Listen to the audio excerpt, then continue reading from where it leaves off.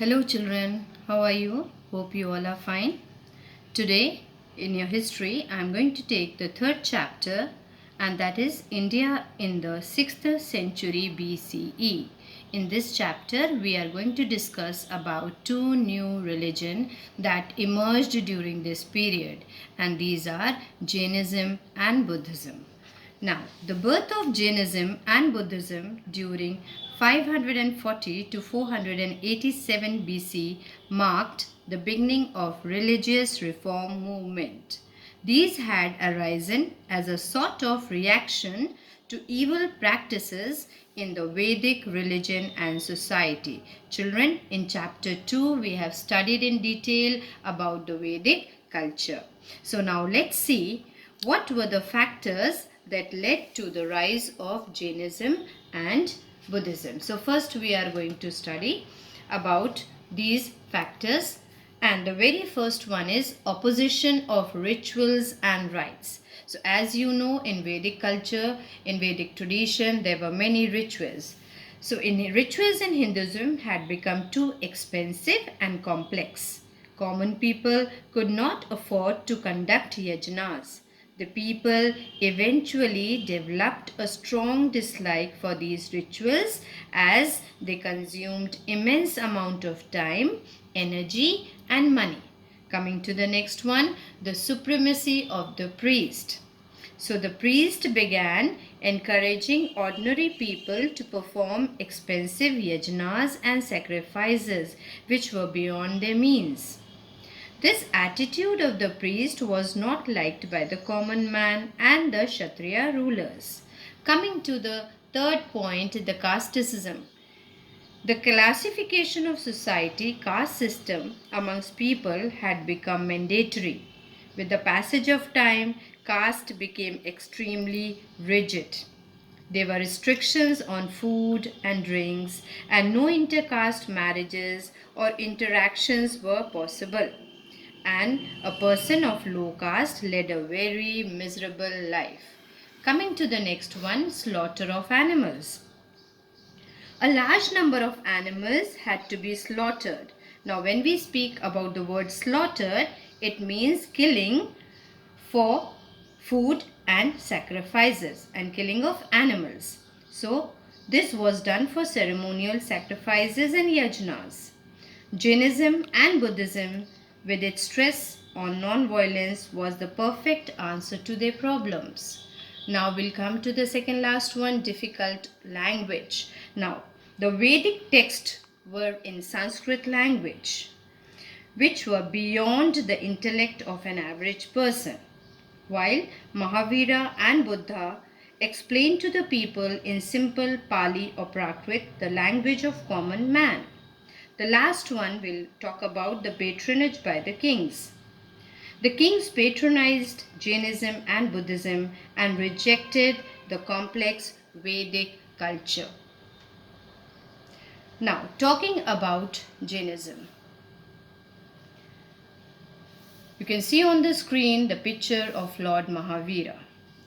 Jainism originated in India and is thought to have heavily influenced the existing two main religions during that time, Hinduism and Buddhism. Some Jains believe that Jainism started flourishing millions of years ago, but it is impossible to verify the exact origins. Jains believed that there had been 24 teachers known as Tirthankaras. The first Tirthankara was Rishabha, and the 23rd was Parshavnath, and the 24th was Mahavira. So we will discuss about Lord Mahavira. Mahavira was the last of the Tirthankaras who made Jainism popular. His original name was Vardhaman. He was born at Kundalgram in 599 BCE. His father, Siddharth, was a very noble. Mother Trishala was the sister of Lichavi prince Chetaka or Vaishali, whose daughter was wedded to Bimbisara of Magadha. Vardhamana was well educated and brave. He was married to Yashoda and had a daughter, Priyadarshana. After the death of his parents, he left home at the age of 30. Over 12 years he wandered from one place to another, begging for food, meditating, and putting his body through extreme penance. He found enlightenment and the ultimate state of knowledge and became Jinnah the conqueror. He was Jinnah, so his followers are called Jains. Mahavira passed away at the age of 72 years, leaving behind 14,000 monks. Now let's talk about the doctrine of Jainism. The various doctrine of Jainism. Three Ratnas. Mahavira laid great stress on a pure and austere mode of living. He prescribed a threefold path for leading a pure life. These are right belief, right knowledge, and right conduct. Now let's talk about the 9 Tattvas. You can see on your screen, children. Here are the 9 Tattvas, that is Jiva, Ajiva, Asrava, Bandh, Punya. Punya means virtue. Pap means sin. Samvara, hindrance in the way of karma. Nirjara, and moksha. And moksha means salvation. Now let's talk about the 5 vows.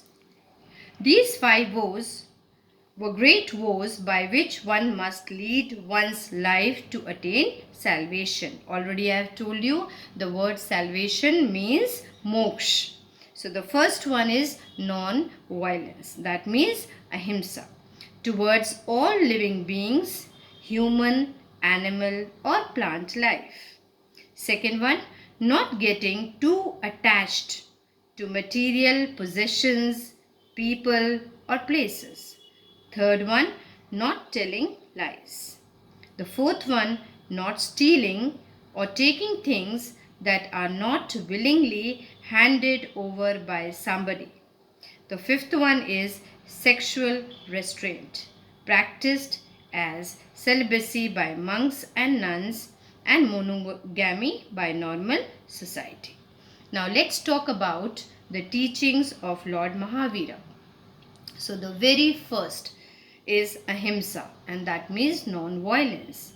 Mahavira put great emphasis on ahimsa.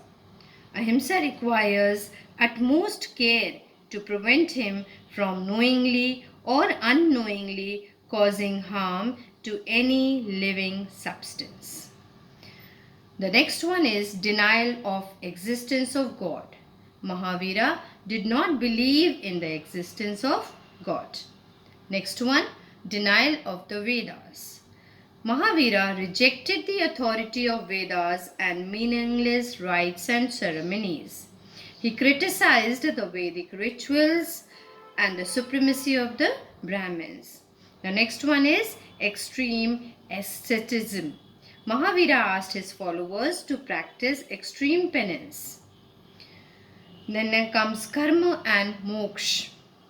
The ultimate goal of self-reformation and the application of the Jain Tri-Ratna is to break free from the cycle of birth and death. Then we'll talk about the universal brotherhood. Lord Mahavira laid stress on the equality of all human beings, universal brotherhood, and he did not believe in the caste system. Now let's come to the factors that led to the popularity of Jainism.